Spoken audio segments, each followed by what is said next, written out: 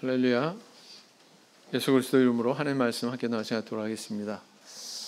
자, 이제 그 요셉 이야기도 이제 끝이 머지 않았죠. 네, 오늘은 이제 가족을 애굽에 이주시킨 요셉, 이 제목으로 같이 살펴보도록 하겠습니다. 본문 말씀은 굉장히 많죠. 46장 1절에서 47장 12절까지가 되겠습니다.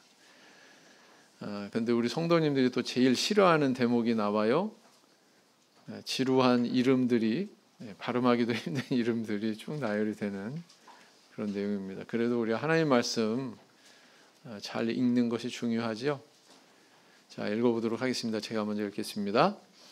이스라엘이 모든 소유를 이끌고 발행하여 브엘세바에 이르러 그 아비 이삭의 아버지께 희생을 드리니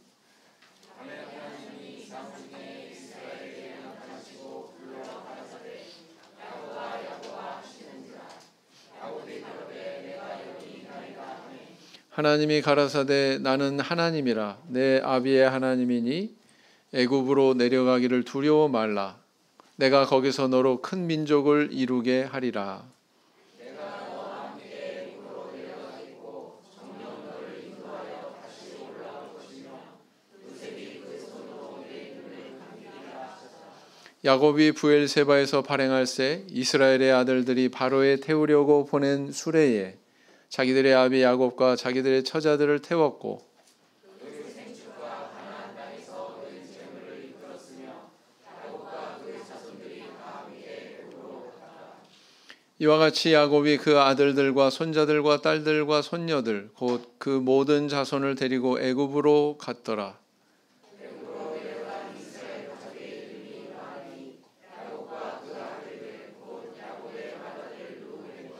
루벤의 아들 한옥과 발루와 헤스론과 갈미요 시몬의 아들 곧 여후엘과 야민과 오학과 야민과 스알과 가나안 여인의 수생 사울이요 레위의 아들 곧 게르손과 그핫과 무라리요 유다의 아들 곧 벨과 오난과 스라와 브레스와 세라니 벨과 오난은 가나안 땅에서 죽었고 또 브레스의 아들 곧 데스론과 이사갈의 아들 곧 돌라와 부아와 욥과 시므론이요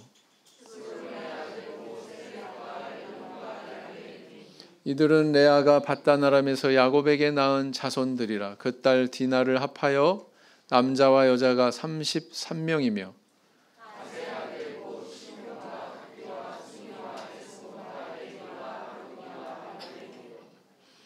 아셀의 아들 곧 임나와 이스와와 이스위와 부리야와 그들의 누이 세라며 또 부리야의 아들 곧 헤벨과 말기엘이니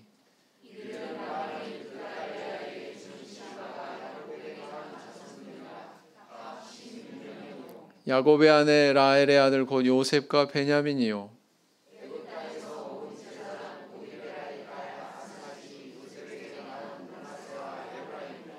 베냐민의 아들 곧 벨라와 베겔과 아스벨과 게라와 나아만과 에히와 로스와 물빔과 홀빔과 아르시니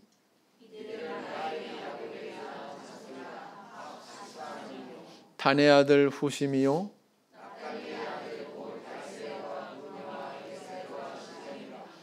이들은 라반이 그 딸 라헬에게 준 비라가 야곱에게 낳은 자손이니 합이 7명이라.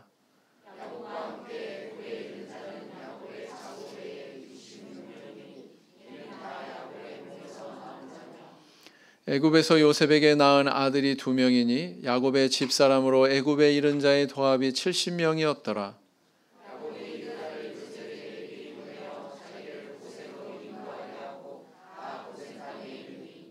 요셉이 수레를 갖추고 고센으로 올라가서 아비 이스라엘을 맞으며 그에게 보이고 그 목을 어긋맞겨 안고 얼마 동안 울매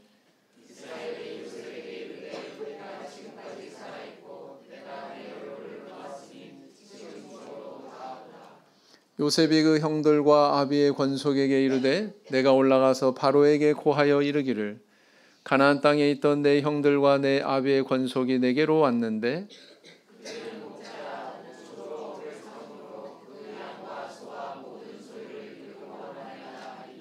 바로가 당신들을 불러서 너희의 업이 무엇이냐 묻거든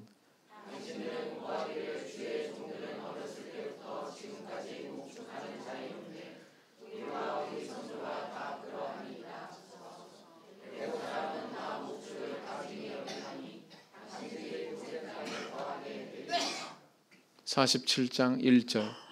요셉이 바로에게 가서 고하여 가로되 나의 아비와 형들과 그들의 양과 소와 모든 소유가 가나안 땅에서 와서 고센 땅에 있나이다 하고,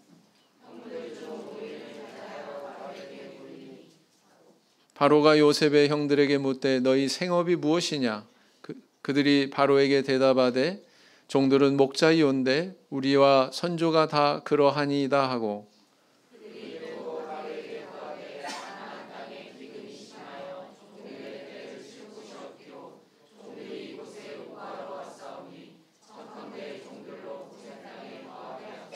바로가 요셉에게 일러 가로되 내 아비와 형들이 내게 왔은즉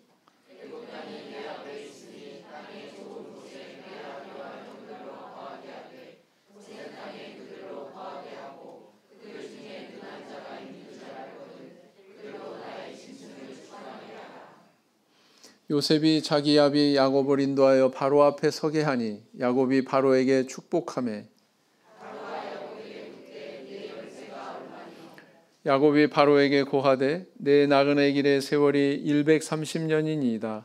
나의 연세가 얼마 못 되니 우리 조상의 나그네 길의 세월에 미치지 못하나 험악한 세월을 보내었나이다 하고,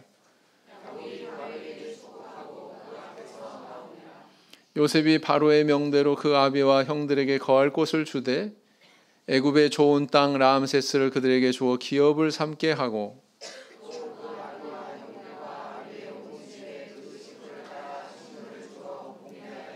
네, 그 야곱 가정의 그 식구들 이름까지 다 저희들이 읽다 보니까 좀 길었습니다. 이걸 뺄까 그러다가 그래도 이거 한 번쯤 읽어보는 것도 의미가 있다 그래서 다 읽게 했습니다. 우리가 이제 성경을 보게 되면은 가끔 사람들 이름이 쭉 나오는 그런 대목이 있죠.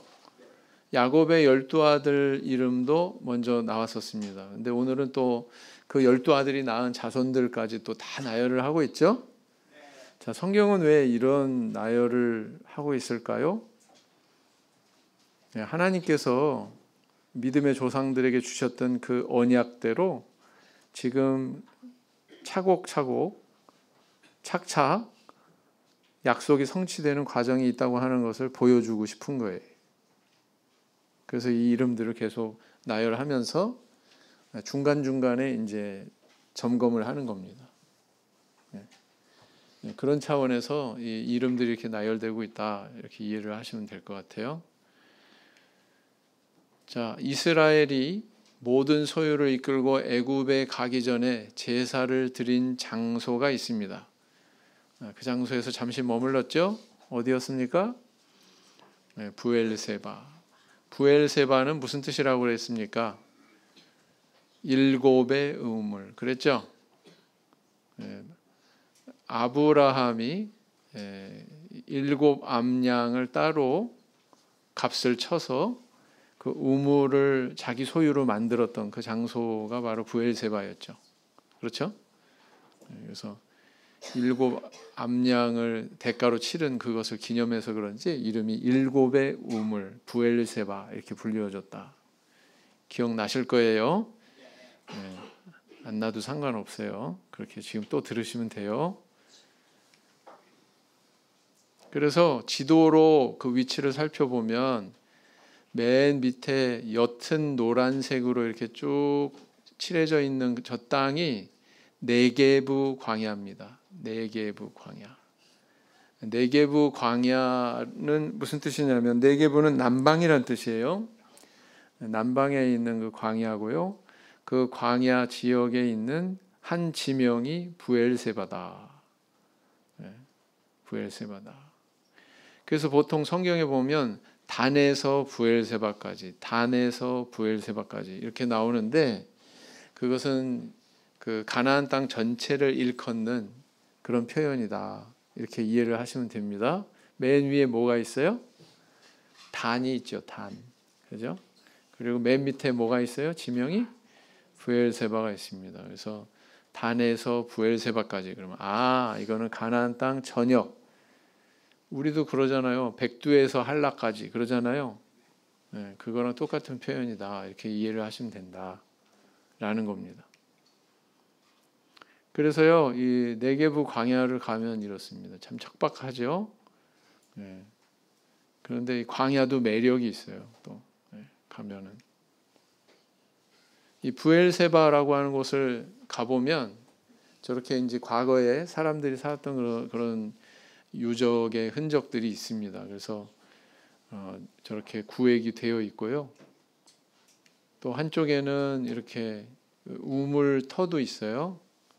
이게 바로 뭐 그 아브라함이 암양 7을 따로 세워서 값을 치렀던 그 우물인지는 모르겠지만 아무튼 이 부엘세바라고 하는 지명의 그 이름의 뜻에 맞게 우물도 저렇게 있습니다. 이 부엘세바는 예루살렘에서 한 85km 정도 떨어져 있는 그런 지명의 지역에 있습니다. 자, 하나님이 밤중에 야곱에게 나타나셔서 말씀하신 내용이 무엇인가? 사실 오늘 내용 중에서 굉장히 포인트가 되는 그런 부분이다 이렇게 볼 수가 있죠. 뭐라고 말씀하셨어요? 하나님께서 부엘세바에서 이제 그 제사를 지냅니다. 하나님께 지내고 난 다음에 하나님께서 밤중에 야곱에게 나타나시죠. 야곱에게 나타나신 횟수가 그렇게 많지 않아요. 몇 번 되지 않습니다. 그런데 바로 이 순간에 또 하나님께서 나타나셨다, 현현하셨다라는 거죠. 먼저 이제 나는 내 하나님이다, 내 아비의 하나님이다 이렇게 이제 밝히고 시작을 하시죠.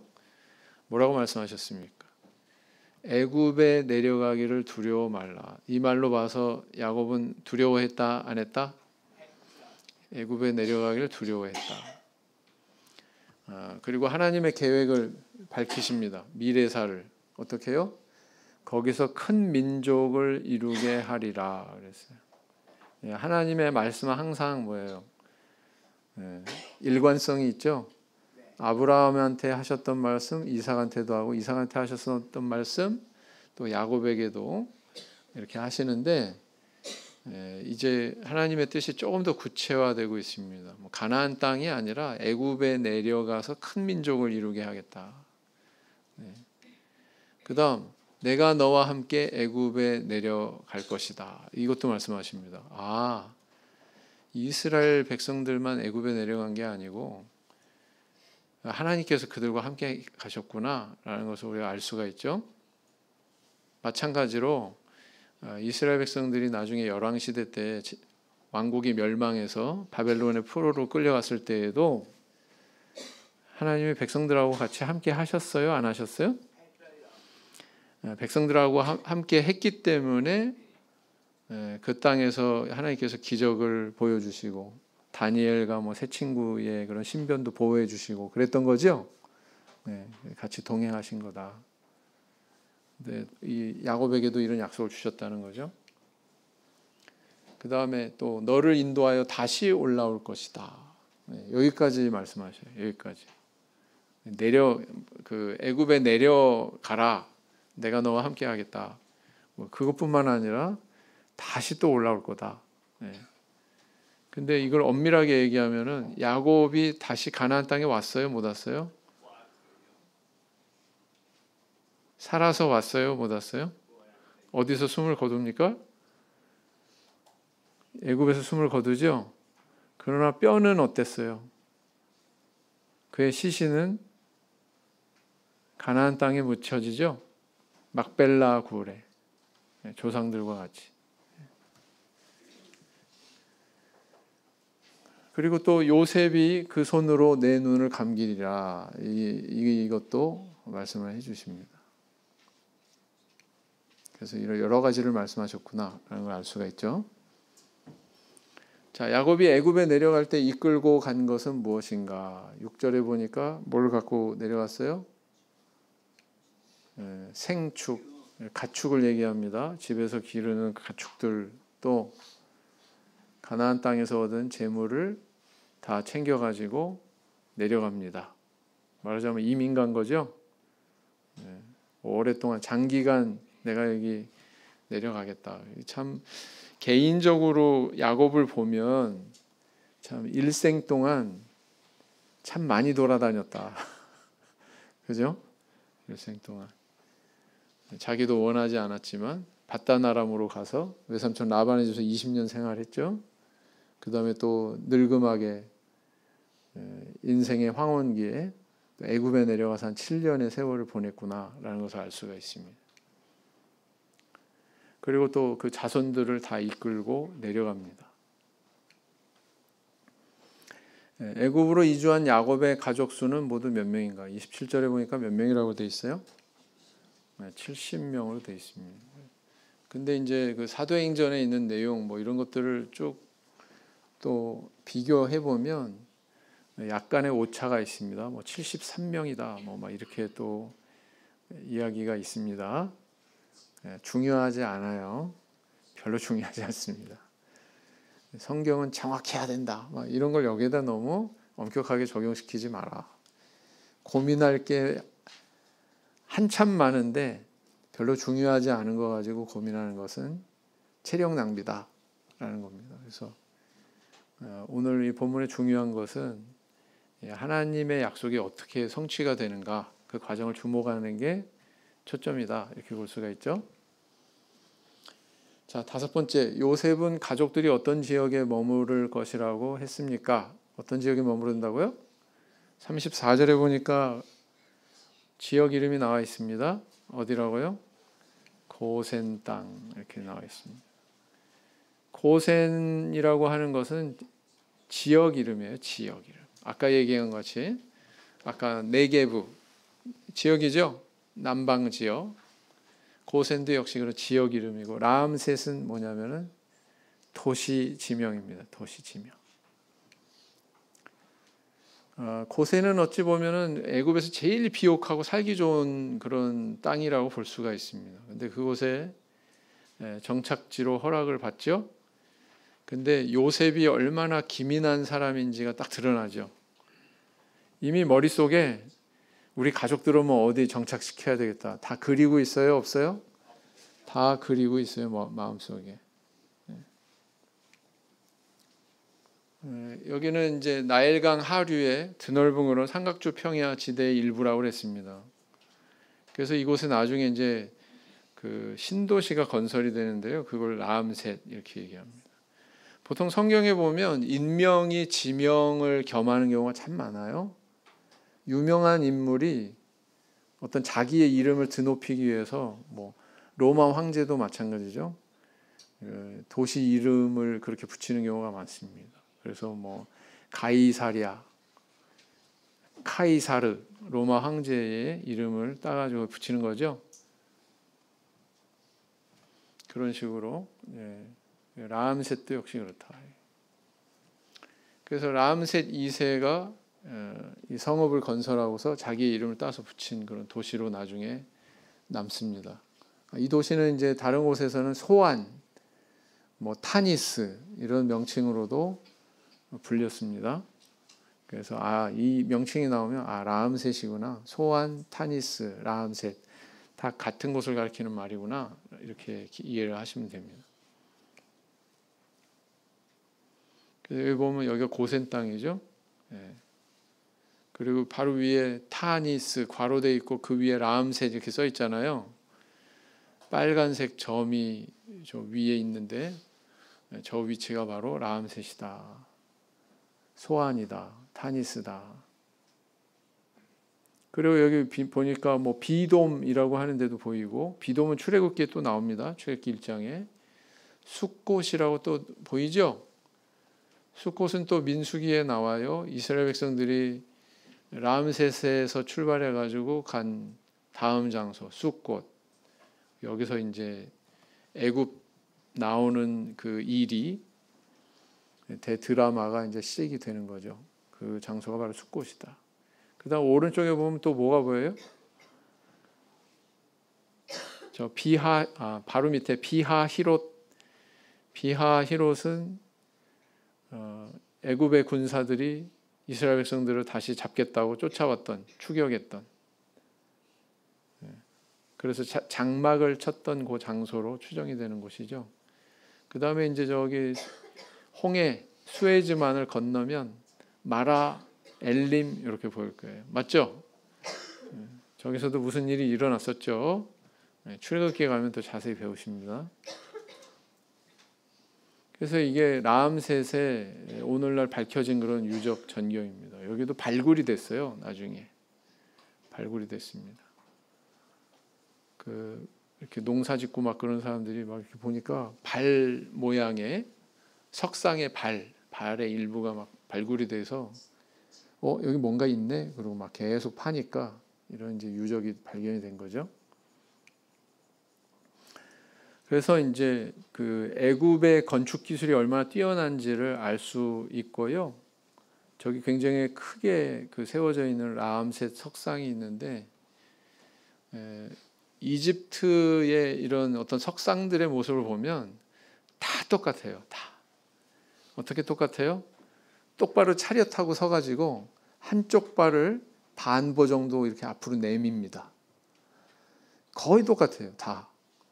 그리고 이 신체 비율이 다 똑같습니다. 어깨 넓이하고 손 크기하고 거의 똑같습니다. 그렇게 아주 딱 규격화해가지고 그렇게 이게 바로 이제 이집트의 초기 미술의 형태였다고 그래요.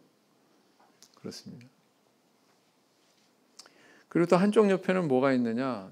흑벽돌로 만든 건축물 유적이 있는데 이 건축물의 맨 밑에를 보면 제대로 만들어진 그 흑벽돌이 있고요. 위로 올라가면은 그 안에 들어간 그 재질이 바뀝니다.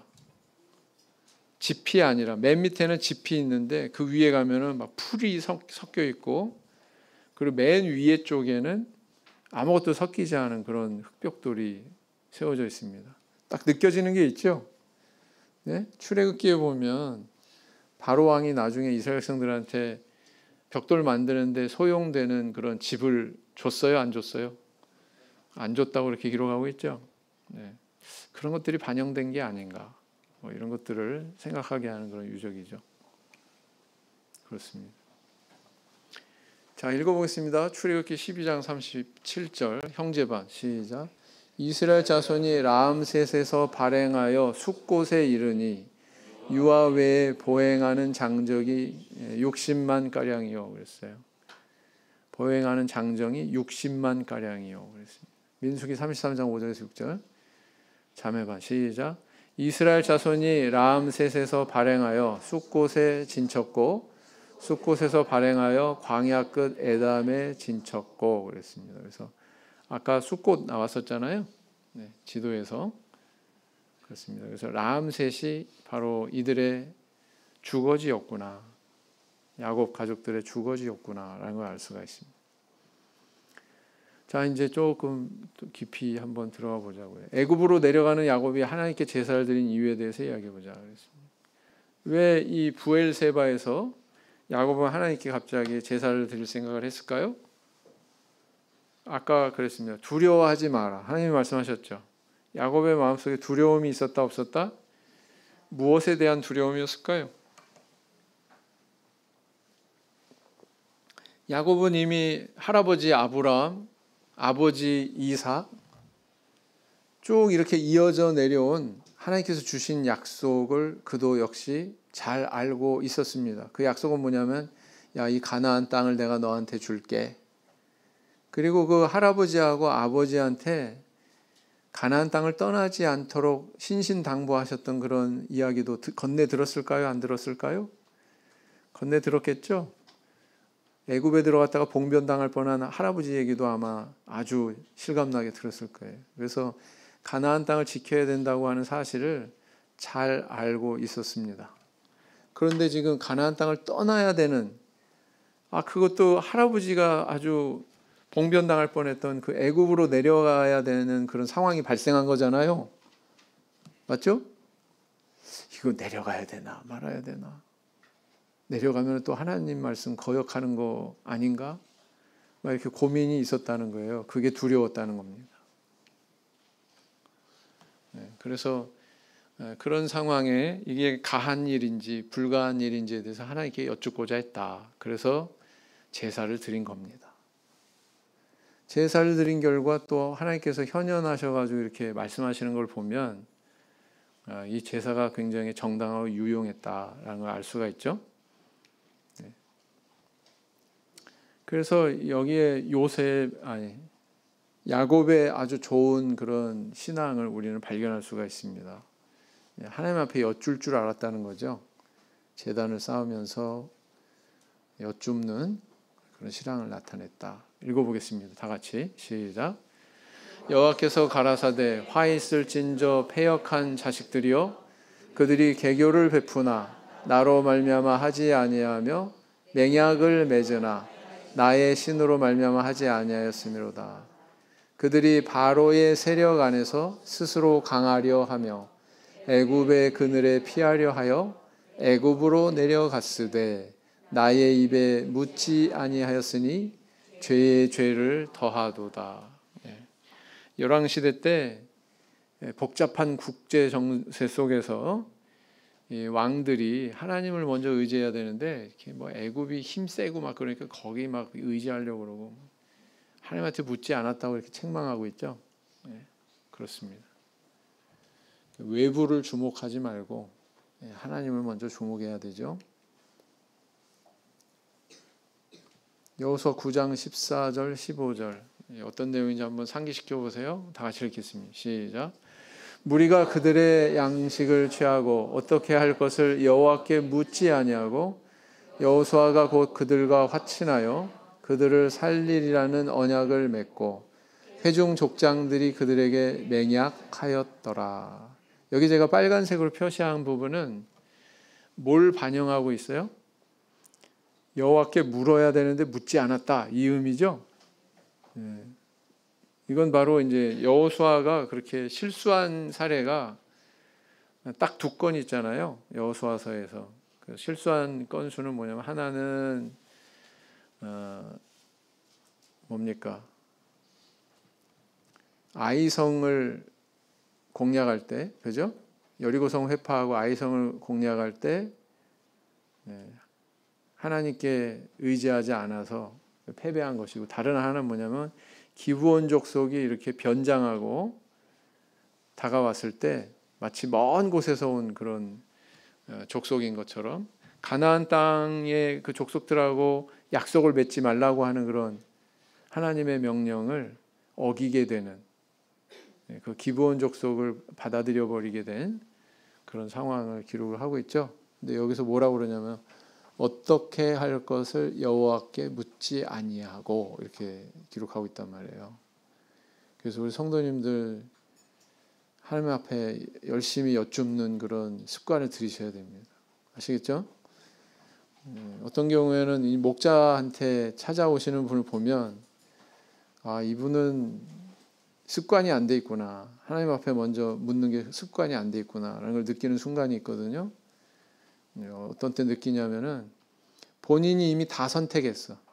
상황 다 벌어지고 이미 복잡할 대로 이리 꼬이고 저리 꼬였어. 답이 없으니까 나중에 이제 목자님한테 와가지고 묻는 거예요. 어떻게 하면 좋겠냐고. 기도 좀 해주세요. 그러면서. 근데 이미 본인이 다 선택할 거 했잖아요. 상황 다 종료됐잖아요. 그죠? 그때 가서 물으면 뭐 하냐고요. 상황이 전개되기 전에 여쭈어야지. 하나님 앞에. 그렇겠죠? 그렇게 하셔라.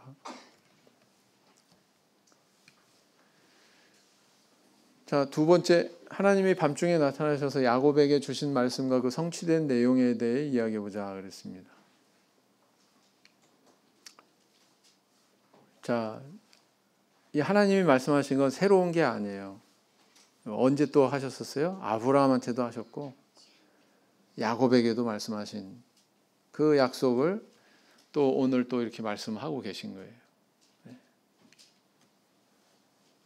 근데 이것이 지금 출애굽 시대에 이제 성취가 되거든요. 어느 정도?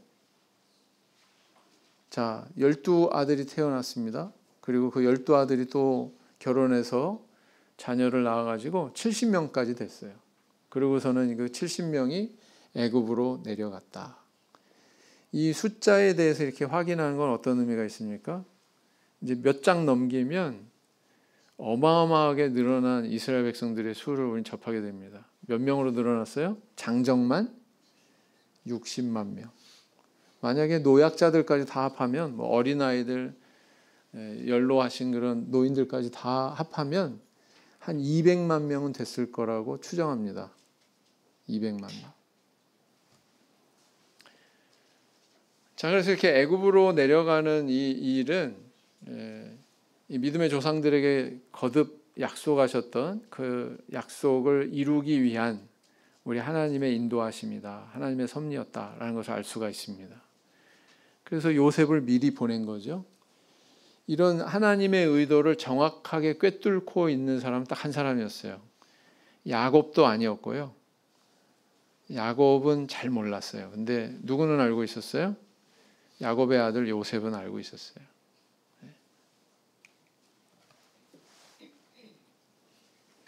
자, 아브라함에게 주셨던 약속을 다시 한번 살펴보죠. 읽어보겠습니다. 시작. 여호와께서 아브라함에게 이르시되 너는 정령이 알라. 내 자손이 이방에서 계기되어 그들을 섬기겠고 그들은 400년 동안 내 자손을 괴롭게 하리니 그 섬기는 나라를 내가 징치할지며 그 후에 내 자손이 큰 재물을 이끌고 나오리라. 너무나도 섬세하게, 너무나도 자세하게 하나님께서 아브라함한테 다 미래사를 말씀하셨어요. 자, 이방에서 계기된다. 애굽에서 이제 나그네로 산다는 얘기죠. 그들을 섬기겠고, 섬긴다고? 종살이 하는 거 우연이 아니구나. 하나님 계획 속에 이미 있었다, 없었다? 있었다. 또 그들이 지낼 기간도 400년 동안 지낸다고, 종살이 하면서 지낸다고 이렇게 기간까지도 명시하고 있죠. 더 정확하게 얘기하면 430년이죠. 오차가 30년이나 있네요, 목자님. 성경은 정확해야 되는데 아니에요. 성경에도 어림잡은 그런 표현들이 많아요. 그걸 정확하게 뭐 갖다 대려고 이렇게 하시면은 피곤합니다. 그거보다 중요하고 이해해야 되는 게 더 많습니다. 더 중요한 것들이.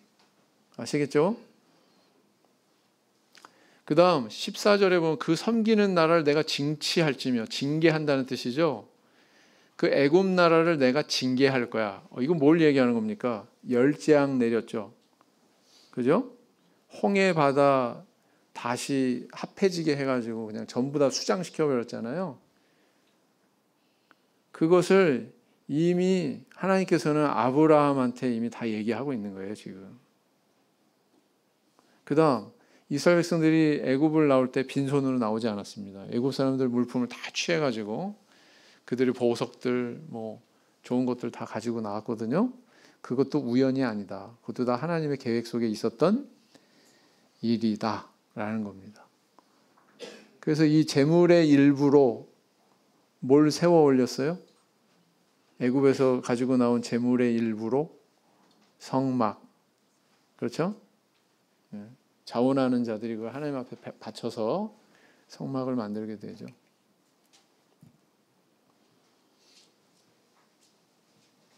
자, 야곱에게도 이런 약속을 주신 적이 있었죠. 읽어보겠습니다. 시작. 주께서 말씀하시기를 내가 정녕 내게 은혜를 베풀어 내 씨로 바다에 셀 수 없는 모래와 같이 많게 하리라 하셨나이다. 야곱이 조금 전에 자신에게 주셨던 그런 하나님의 약속을 좀 상기시키면서 얘기하는 거예요. 어떤 상황에서 이런 말을 했을까요? 잊어버리셨나요? 32장에 대충 어떤 내용이 나오던가요? 귀향길에서 형 때문에 막 속이 타는 거죠. 그런 상황에서 하나님이 이런 약속을 주셨었잖아요. 근데 다 죽이면 어떻게 해요? 우리 식구들 다 형이 죽이면 어떻게 해요? 지금 이 의미가 여기 담겨 있는 거죠. 자, 그랬던 이제 그 야곱 식구들이 70명이 이제 몰려 내려가서 430년 만에 어떻게 됐느냐? 출애굽기 1장 7절 초입에 이렇게 기록하고 있습니다. 형제반 시작. 이스라엘 자손은 생육이 종다하고 번식하고 창성하고 심히 강대하여 온 땅에 가득하게 되었더라.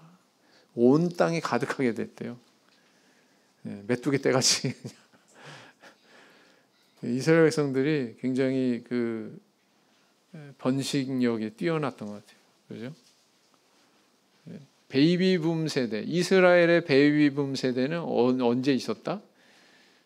애굽에서 있었다. 그 다음 출애굽기 1장 11절 12절 형제반, 자매반 시작. 감독들을 그들 위에 세우고 그들에게 무거운 짐을 지워 괴롭게 하여 그들로 바로를 위하여 국고성 비돔과 라암셋을 건축하게 하니라. 그러나 학대를 받을수록 더욱 번식하고 창성하니 애굽 사람이 이스라엘 자손을 인하여 근심하여. 그래서 내린 게 뭐예요? 바로 왕이 유아 학살 명령. 남자애 태어나면 하수에 던져라 이렇게 명령했던 거죠. 우리나라 지금 그 가계 평균 출산율이 몇 명인 줄 아세요? 0.7 밑으로 내려갔어요. 0.7. 지난 4, 4분기에 0.7 밑으로 내려갔습니다. 그래서 우리 항상 기도 제목 중에서 우리 청년들이 믿음 안에서 결혼하고 믿음의 자손이 번성하도록 해주세요. 그거 우리 기도 제목 있잖아요. 기도와 일치되는 실천도 있으시길 바랍니다. 별로 아멘을 안 하시네. 우리 교회 최근에 조사를 해보니까요. 가임 연령이 20대부터 한 40대 되잖아요. 맞죠? 가임 연령이 20대부터 40대인데 20대가 220명,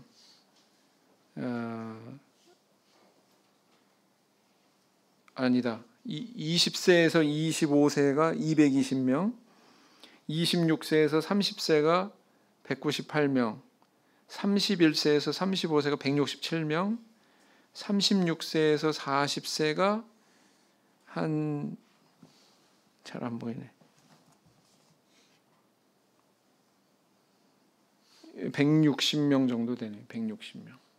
네? 그럼 대충 얘기하자면 요 가임 인구가 160 곱하기 4, 한 170 곱하기 4 하면 대충 나오겠네요. 한 600 몇 명 되는데 그분들이 이제 남녀로 갈라줄 테니까 600 몇 명 쌍으로 하면 한 300여 쌍 되잖아요. 300여 쌍. 이미 출산한 분들도 계실 거고 거기서 2명씩만 더 낳으면 3, 2, 6, 와 600명이나 되네. 그죠? 그럼 우리 미래가 밝을 것 같은데요. 그죠? 지구상에 있는 종교 중에서 지금 이렇게 그 신도수가 늘어나는 종교가 딱 하나 있습니다. 어떤 종교일까요? 이슬람교입니다. 왜냐하면 이 사람들 의식 속에는 이건 그 신이 나한테 주는 거기 때문에 축복이기 때문에 알라 신이 주는 대로 나는 다 받는다. 근데 우리 신앙인들은 안 그런 것 같아요. 기독교 신앙인들은. 한국의 기독교 신앙인들은. 우리 참회수교회는 어떤가? 참회수교회 우리 성도들은 어떤가? 목사님 그렇게 말할 자격 있어요? 자격 있어요. 안 주시는데 어떻게 해? 주시는 대로 다 받으라고요. 그죠?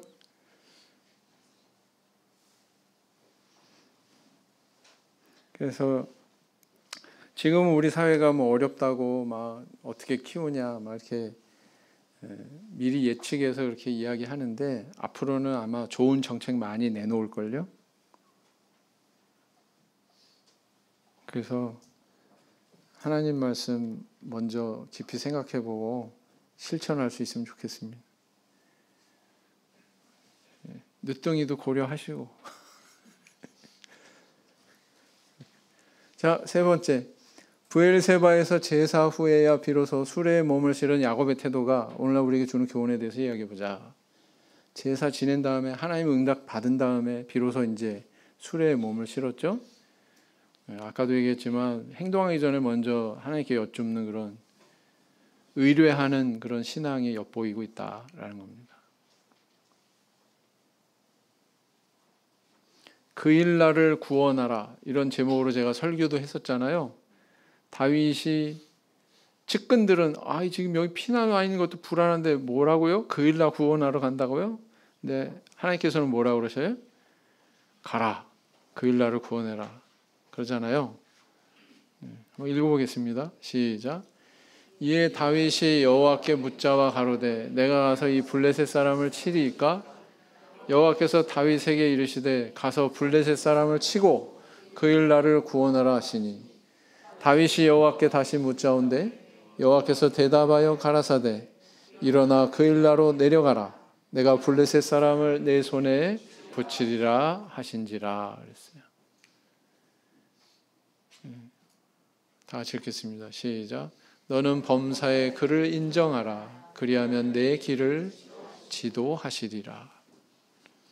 이렇게 인정한다는 것은 사실은 의뢰하는 거죠. 레아와 실바, 라헬과 비라가 낳은 자녀들의 수를 헤아려보자. 다 합해서 몇 명이라고요? 70명. 그래서 나중에 장정만 60만 명, 노약자까지 포함해서 200만 명으로 늘어났다. 그 내용이 어디에 기록이 되어 있느냐? 민수기에 보면 민수기 초입에 2장에서 한번 계수를 해요. 백성들의 수를. 그 다음 26장에 가서 두 번째 계수를 해요. 그래서 민수기는 영어 성경에 보면 numbers 이렇게 되어 있습니다. 무슨 뜻입니까? 백성들의 수를 셌다는 거예요. 백성 민자에다가 수수, 백성들의 수를 센 기록을 남긴 게 민수기입니다.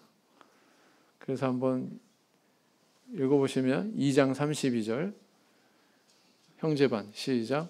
이상은 이스라엘 자손이 그 종족을 따라 계수함을 입은 자니 모든 진의 군대 곧 계수함을 입은 총계가 60만 3,550명이었으며 언뜻 안 들어올까 봐 제가 숫자로 써봤어요. 60만 3,550명.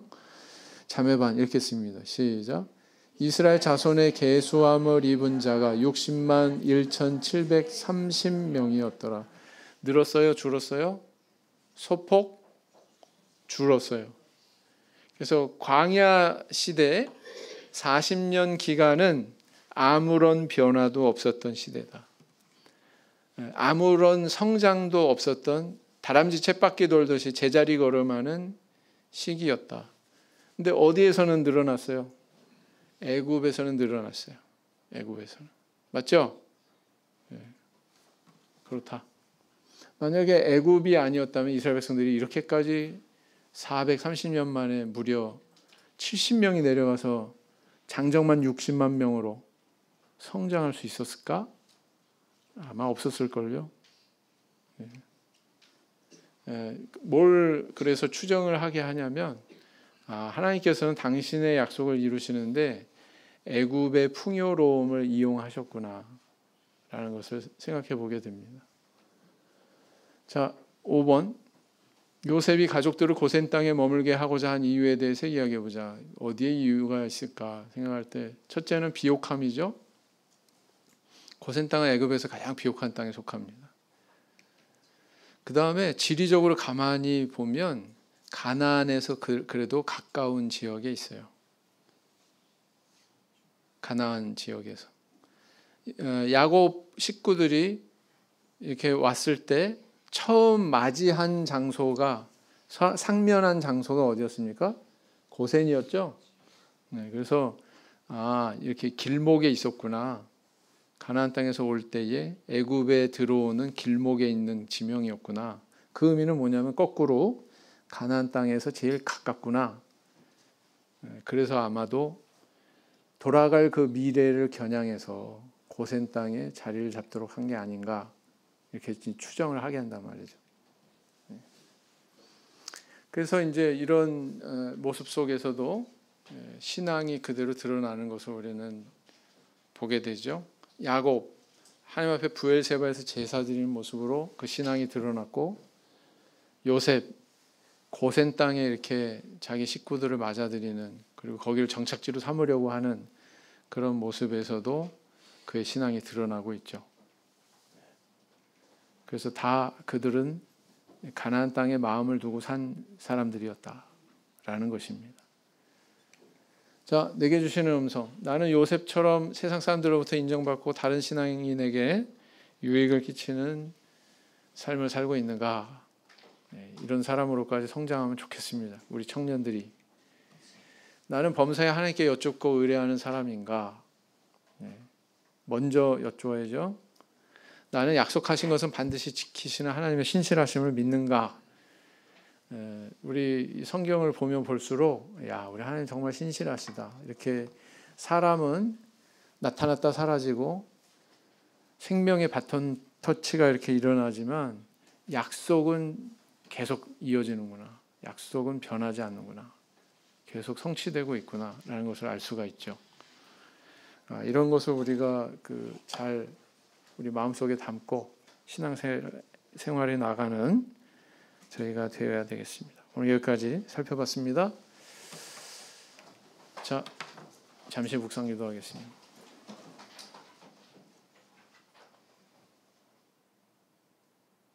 아멘.